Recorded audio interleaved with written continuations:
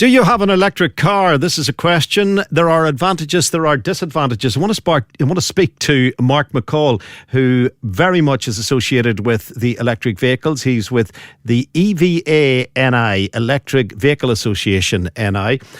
Mark, good morning. Good morning, Frank. Mark, the times they are a-changing.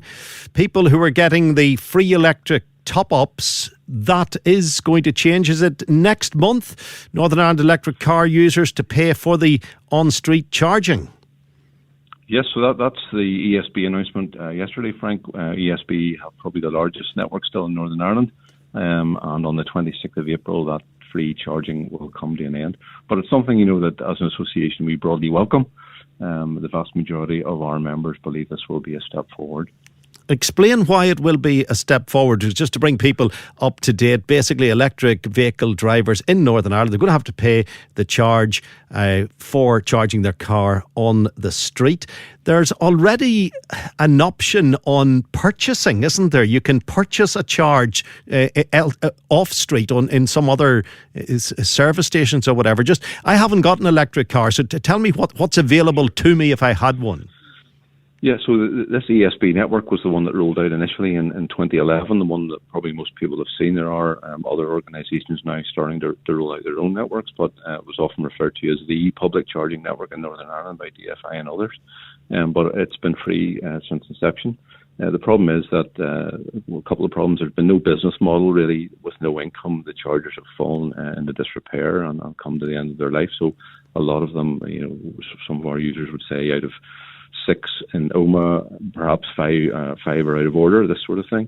The one that's left remaining, someone's parking on it for 12 hours or 20 hours or whatever. So the reality is that most EV drivers can't avail of this supposedly free service anyway. So a lot of our members, I think 94% in our last survey, can charge at home.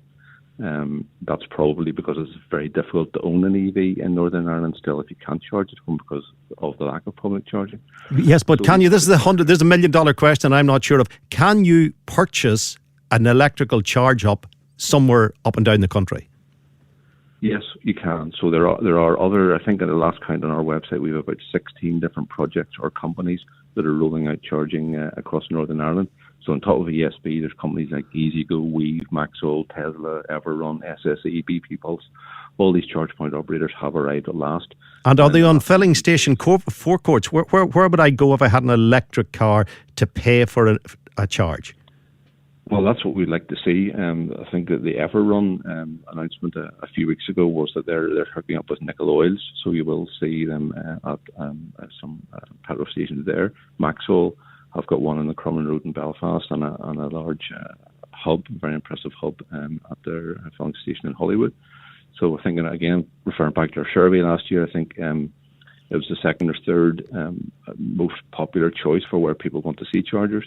We also want to see them on all over our strategic road network, so on motorway services, things like Applegreens there between Lisburn and Belfast, where we aren't able to charge at the moment. So we are badly off, certainly in Northern Ireland, but with the caveat that, and say in the last 90 days of 2022, we doubled rapid charger numbers in Northern Ireland here. So we're turning a corner. We're on the uptick, and we just need to push ahead now. Yeah, what's the definition of rapid? Because I know how long it takes me to fill my car with diesel. It is about 4 minutes.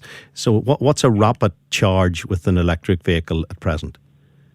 So strictly speaking, 50 kilowatts would be rapid, but that's the sort of speed of chargers we were installing 10 years ago. Yeah, but what duration of time from I stop the car until I continue my journey? It depends on your battery and your range and how far you want to go, but I think that ESB have said that the new chargers that they plan to install, the 200 kilowatt chargers, can add around 50 miles in 5 or 6 minutes. That sort of range and that sort of time. So for 100 miles, it's going to be 20, many minutes? Did you say they're going to be 12 minutes or so for 100 miles? Yes, around that, yeah, a quarter of an hour. I guess the battery charges quite quickly, between 20 and 80%. These chargers are generally used, rapid chargers, to get you home. So, you live in Newry, you've got maybe a 30 kilowatt hour Nissan Leaf or something, you've gone to Portrush for the weekend, and you're going to need a charge to get home. So you want somewhere where you can stop for a 15 or 20 minute top up to get you home. And when you're at home, how much is it costing to charge your car so you don't really have to stop very often when you're out and about? Yeah. Good question. So we have the government support scheme at the moment, obviously, in energy prices. And it's very, very inexpensive currently to charge at home. The prices are changing on the 1st of April. But today, you're talking about maybe 1.3p per mile to charge overnight on an Economy 7 tariff. That's going to rise to about 4p come April. But 4p per mile, maybe compared to 15p a mile for diesel, you're still much less expensive to run an EV at the moment if you can charge at home overnight. Yeah, if however you are purchasing a charge, it's going to go up to about 10p a mile as opposed to 16p a mile for the diesel, doesn't it? Exactly, and this is where we see a divide opening here. The people that can charge at home versus the people that don't have off-street parking, whether you're in a terrace house or an apartment or whatever the issue is. And we've been appealing to DFI for a long time now to start some sort of trial. There are various answers to this problem. A simple one, if you look at a gully system, it's a little slot in the pavement, so it allows a terrace house to run a cable under the pavement, so no trip hazard out to their car. But we don't see much action here from DFI, and we really need them to move ahead so that they tell us around 60% of homes in Belfast do not have off-street parking, maybe 20% in Northern Ireland overall, but in those urban areas it's definitely an issue. Yeah, see, I'd get an electric car tomorrow morning if I was convinced that I could charge it whenever I wanted, wherever I wanted, the same way I can get petrol or diesel. That's the one thing that's holding me back. Yep. What's holding other people back, however, is the price of an electric car. Why are they so dear?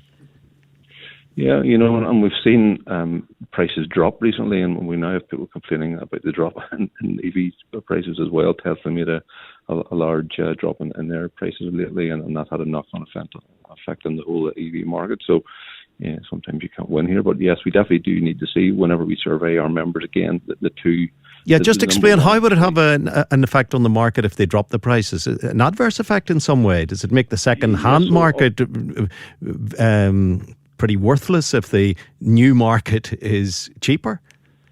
Exactly. If you just bought a car, and it drops several thousand the next day, you're not going to be too happy, and it has a knock-on effect on used prices. But I'll have to say, on the other side of that, if you'd bought a Nissan Leaf a couple of years ago at £12,000, for a long time in the last couple of years, it might have been worth 15 or 16 if you could have found it. So there is a bit of an adjustment back there, and used prices have been artificially high maybe for a while. But yes, we are going to have to see prices come down. But things like the new MG4, which is around the price of a Golf now, is a really capable EV, and we're starting to see new models come in, particularly from China probably, with a really good range and really good pricing. There's no doubt the environment needs this. This is something we should be supporting and encouraging. The concept of the electricity chargers not being free, you haven't to pay for them, and them being properly maintained, I think is money well and truly invested, as you've just suggested there,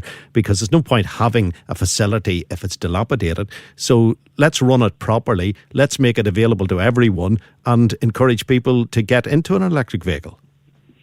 Exactly. The big levers, as we say, are being pulled from Westminster. The bans coming in 2030 and 2035. We need to see that backed up by the Assembly here. The Assembly's not sitting at the moment, obviously, but even when it was, we have to say that there was very little action. We saw it coming out of the executive, so we need to get on and help people to make these changes. Yeah, this ban you're talking about is the selling or the availability to purchase a brand new diesel car. Is it also stretched to a brand new petrol car?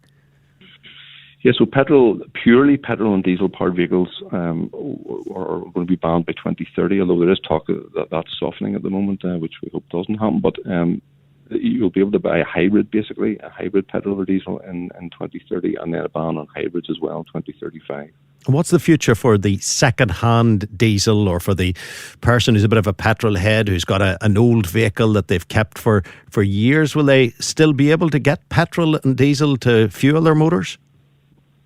Well, there's a lot of talk again about e-fuels, Frank, capturing carbon from the air and combining it with hydrogen made from renewable electricity.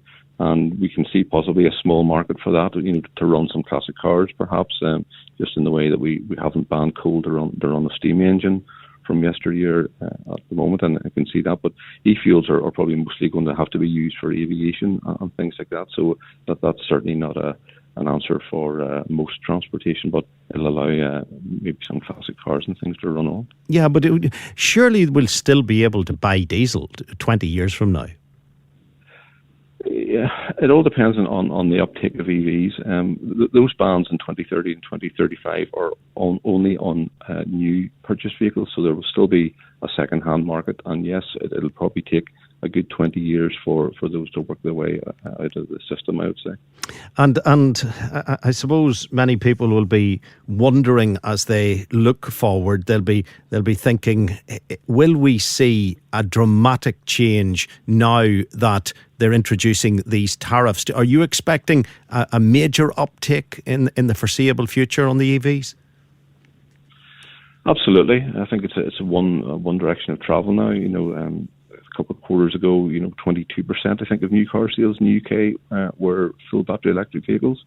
So that does move up and down, particularly as Tesla delivers at the end of quarters and things. But I think, yes, you're going to see that. There's also some government policy that's being worked on at the moment, which may bring in some targets as well. Maybe 22% of all new vehicles next year, 28% the year after, and so on.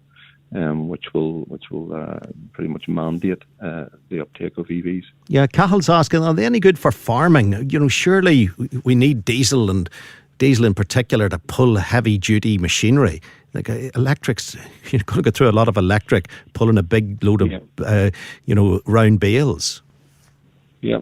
It's a good question again, and there are, we're not saying that battery electric vehicles are a panacea, and it's just one part of the whole transition that we're going through. JCB, we're looking at hydrogen combustion, where, if you're working in the middle of a forest or something, you can't have a charger, obviously, and the weight penalty of batteries makes a difference as well. But, even some large hauliers like Scania, for example, that had a battery electric lorry running with a hydrogen lorry, they have moved completely to battery electric development. So I think it's going to answer many questions, and hydrogen then may be used on the periphery as well. Yeah, we're going to see many changes, but we got to go with it because the environment needs to be saved. Mark, thanks for your time this morning. Thank you. Thanks, Frank. That's Mark McCall. He is with the Electric Vehicle Association NI, and they're going to be charging at all of the outlets once they get the outlets up and running. Many of them, of course, are dilapidated and there's nothing that they provide. They're just an eyesore at the side of the road. But those that are indeed working will eventually have a charge on them, and the state-of-the-art ones will be rolled out now. And I think it's a move in the right direction to begin to charge, to begin to charge for the charge, and to maintain the facilities properly. At what point, however, will it become as expensive as diesel? And at what point will it be taxed in the same way? Well, the idea, of course, is to encourage us to save the planet. It's not to save money. I've been holding on to